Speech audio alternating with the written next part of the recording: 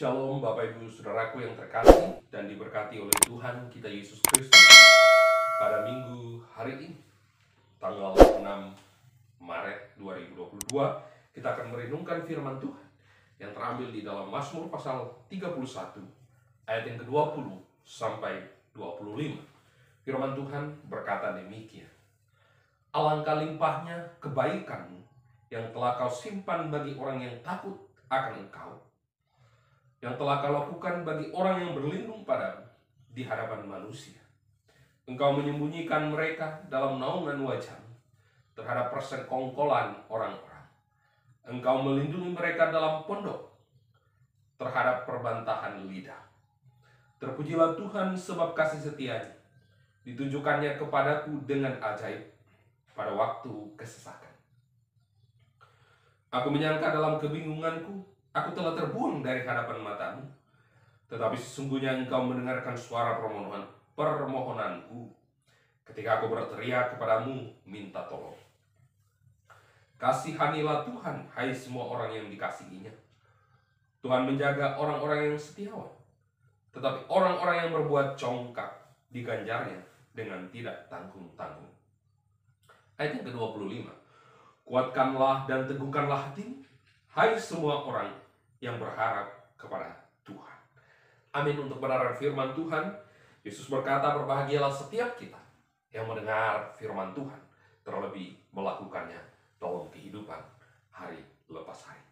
Tema firman Tuhan pada minggu hari ini saya berikan judul Aman dalam Tangan Tuhan, sesuai dengan perikop pasal 31.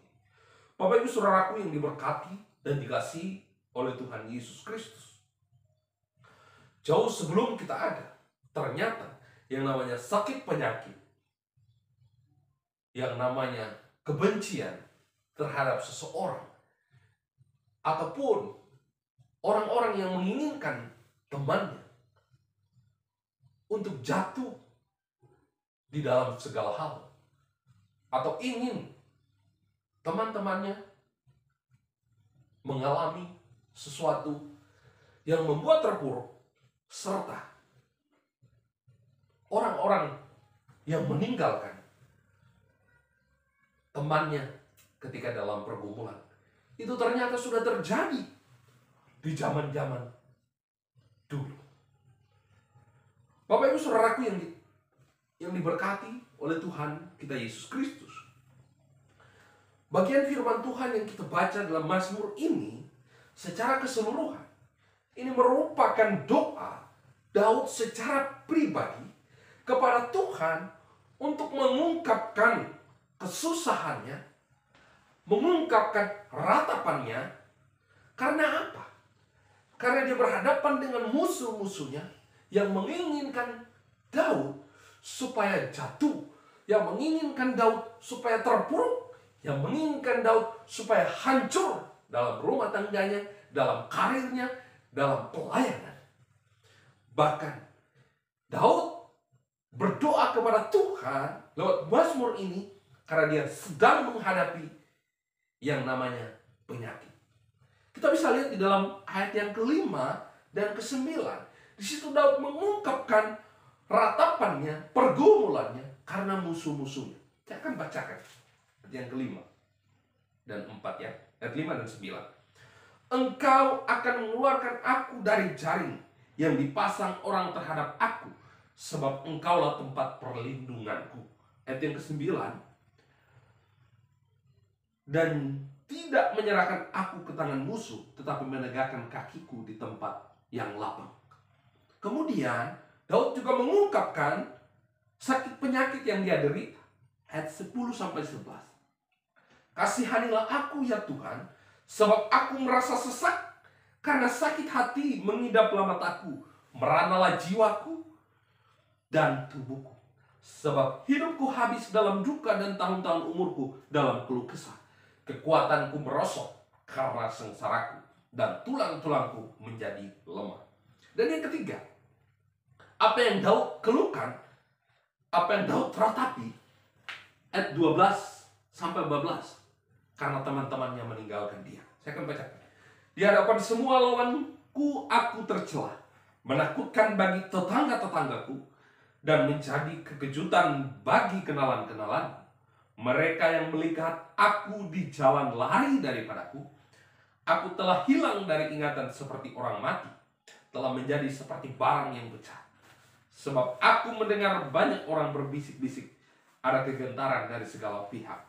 Mereka bersama-sama bermufakat mencelakakan aku. Mereka bermaksud mencabut nyawa. Ada 3 persoalan yang dihadapi Raja Daud. Yang pertama, bahwa dia menghadapi musuh-musuhnya yang ingin Daud jatuh di dalam rumah tangganya, di dalam karirnya sebagai seorang raja, dan juga di dalam pelayanannya. Yang kedua, dia menghadapi sakit penyakit yang sangat berat, bahkan tubuhnya menjadi merosot, jiwanya menjadi lemah, matanya menjadi lelah oleh karena penyakit. Dan yang terakhir, dia ditinggalkan oleh teman-teman.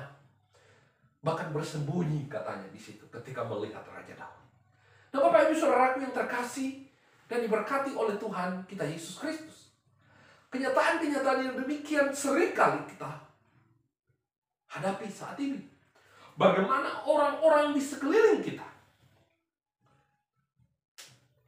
ingin kita hancur, ingin hidup kita menjadi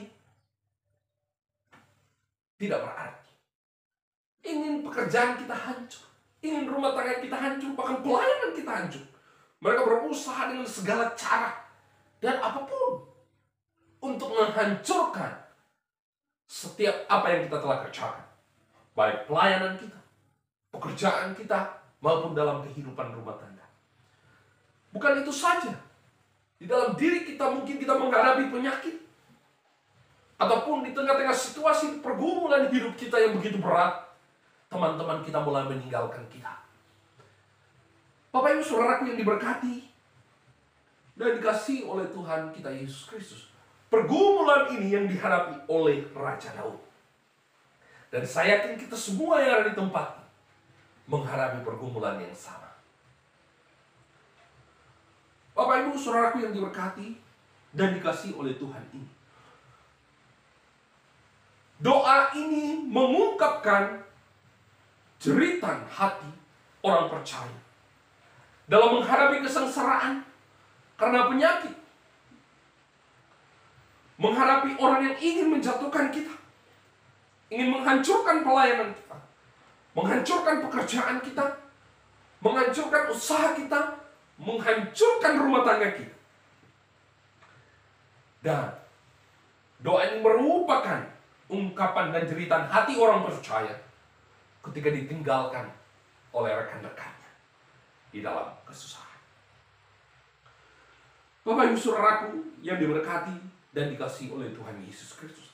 Ternyata dari pasal pertama sampai pasal 25, dalam doa ini terdiri dari 3 bagian. Yang pertama, doa kepercayaan. Dari ayat 2 sampai 9. Saya baca ayat 2 saja. Padamu Tuhan aku berlindung. Janganlah sekali-kali aku mendapatkan malu. Luputkanlah aku oleh karena keadilan. Dan seterusnya.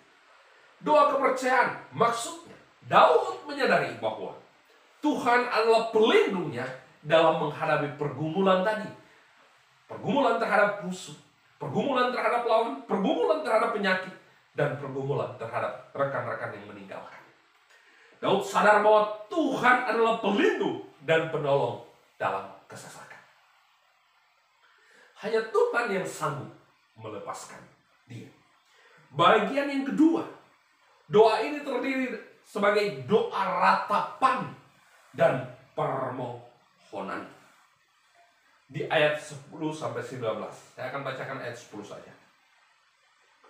Kasihanilah aku ya Tuhan, sebab aku merasa sesak. Karena sakit hati mengidaplah mataku. Merenalah jiwa dan tubuhku. Daud meratap di hadapan Tuhan. Daud mencurahkan isi hatinya di hadapan Tuhan. Apa yang dia hadapi? penyakit yang dia derita, musuh-musuh yang ingin menghancurkan, mencari kesempatan untuk menghancurkan Daud dan rekan-rekan yang meninggalkan. Daud meratap di hadapan Tuhan seraya memohon kepada Tuhan supaya Tuhan menolong dia dalam pergumulan yang dia hadapi. Dan yang ketiga, doa ini terdiri dari doa ucapan syukur. Ayat 20-24. Saya bacakan ayat yang ke-20 saja. Alangkah limpahnya kebaikanmu yang telah kau simpan bagi orang yang takut akan engkau, yang telah kau lakukan bagi orang yang berlindung padamu di hadapan manusia, dan seterusnya. Daud mengucap syukur karena Daud tahu bahwa Tuhan pasti menolongnya. Tuhan pasti menjawab setiap pergumulan yang dia hadapi pada waktu itu. Ada doa kepercayaan bahwa dia percaya Tuhan sanggup menolongnya. Dan doa ratapan dan permohonan, Daud menyerahkan seluruh hidupnya kepada Tuhan. Daud menceritakan segala keluh kesahnya kepada Tuhan, meratap di hadapan Tuhan, seraya memohon pertolongan daripada Tuhan. Dan yang ketiga, Daud bersyukur kepada Tuhan karena Tuhan menolong dia dan melepaskan dia dari segala pergumulan yang dihadapi. Bapak Ibu Saudaraku yang diberkati dan dikasihi oleh Tuhan kita Yesus Kristus, pertanyaannya bagi kita sekarang adalah, bagaimana dengan kita saat ini? Mungkin saudara dan saya sedang mengalami sakit penyakit yang membuat kita menderita, yang tak kunjung sembuh, yang membuat kita tidak berdaya. Tubuh kita merana, jiwa kita menjadi kerdil oleh karena sakit penyakit yang kita hadapi. Atau mungkin saat ini kita sedang menghadapi orang-orang di sekitar kita atau rekan-rekan kita yang getol mencari setiap kesalahan kita, ingin menghancurkan hidup kita, baik itu pekerjaan kita, rumah tangga kita, bahkan pelayanan kita. Kita sedang menghadapi mereka saat ini yang ingin mencari-cari cara untuk supaya kita hancur. Ataukah mungkin saat ini kita sedang menghadapi di tengah-tengah penderitaan yang kita hadapi, kita ditinggalkan rekan-rekan kita. Kita ditinggalkan oleh sahabat kita. Kita ditinggalkan oleh teman-teman kita. Sehingga kita menjadi kesepian. Tidak ada yang mau berteman dengan kita. Bapak Ibu Saudaraku yang diberkati dan dikasihi oleh Tuhan Yesus Kristus, sekalipun penyakit yang kita derita saat ini tak kunjung sembuh, atau sekalipun di hadapan kita saat ini orang-orang sedang ingin mencari kesalahan kita dan ingin menghancurkan seluruh keberadaan hidup kita, supaya kita menjadi hancur dalam karir, dalam pekerjaan, dalam pelayanan, ataupun mungkin tidak ada yang berteman dengan kita. Penghiburannya adalah Tuhan adalah kekuatan kita. Tuhan adalah penolong kita. Mari kita berdoa kepada Allah, berharap kepada Tuhan. Hanya Dia saja yang sanggup menolong dan melepaskan kita dari segala kesesakan yang kita hadapi. Tuhan adalah perisai hidup kita. Makanya di dalam ayat yang ke-25, Mazmur Daud simpulkan, kuatkanlah dan teguhkanlah hatimu, hai semua orang yang berharap kepada Tuhan. Jika penyakit sedang kita derita saat ini, jika orang-orang sedang ingin menghancurkan kehidupan kita, atau rekan-rekan, teman-teman, sahabat kita meninggalkan kita di dalam pergumulan yang kita hadapi, ingat, kuatkanlah dan teguhkanlah hati.